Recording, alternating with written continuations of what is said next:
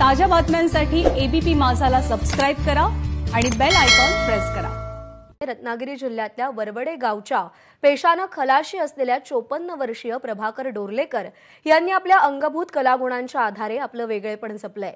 कोणतेही शिक्षण नसताना प्रभाकर यांनी तयार लाकडापासून केलेल्या कलाकुसरीच्या वस्तू पाहताच तुमच्या तोंडून सुद्धा कौतुकास्पद क्या बात है हा शब्द आल्याशिवाय राहणार नाही।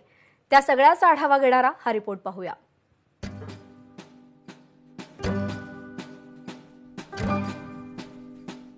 या वस्तू पाहून एकदम भारी वाटलं ना? मुंबईची प्रसिद्ध बीएमसी बिल्डिंग, ताज हॉटेल, लंडन मधील ब्रिज, प्रसिद्ध असं टायटॅनिक जहाजाच्या अगदी हुबेहूब प्रतिकृती साकारलेल्या आहेत। रत्नागिरी जिल्ह्यातील वरवडे गावातल्या प्रभाकर डोर्लेकर यांनी कलाकुसरीच्या वस्तू तयार करण्यासाठी त्यांनी कोणतंही प्रशिक्षण घेतलं नाहीये।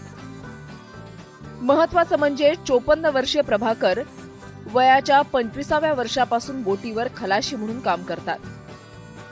बोटीवरून परतल्यानंतर मिळालेल्या फावल्या वेळेत त्यांनी आपल्या कलागुणांना वाव दिलाय। जगातील कुठची कोणतीही गोष्ट मी बनवू शकतो। ते बनवताना काही गोष्टी मला थोडंसं ताण पडतो, मग ती गोष्टी परफेक्ट आली पाहिजे। मग शांत सकाळी किंवा संध्याकाळी त्याच्यावर पूर्ण परत मन लावून मी ती वस्तू बनवू शकतो। गेल्या 17 वर्षात प्रभाकर यांनी या वस्तू साकारल्यात। अनेकांनी त्यांच्या वस्तू विकत घेण्याची तयारी दाखवली, पण प्रभाकर यांनी मात्र त्याला साफ नकार दिला।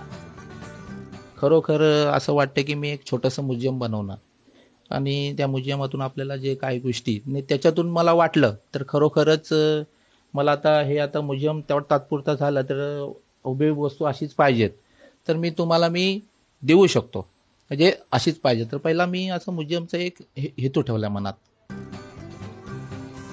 माणसानं आयुष्य जगताना स्वतःच्या कलागुणांना वाव द्यावा,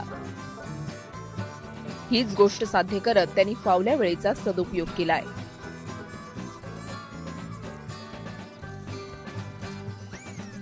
प्रत्येक व्यक्तीच्या अंगात एक कला आणि कलाकार दडलेला असतो, त्यामुळे तुमचं शिक्षण काय आणि तुम्ही पेशाने काय आहात या साऱ्या गोष्टी त्यापुढे गौण किंवा फिक्या ठरतात। फक्त गरज असते ते तुमच्यातल्या कलागुणांना वाव देण्याची। कॅमेरामन उमेश सावंतसह अमोल मोरे, एबीपी माझा, रत्नागिरी।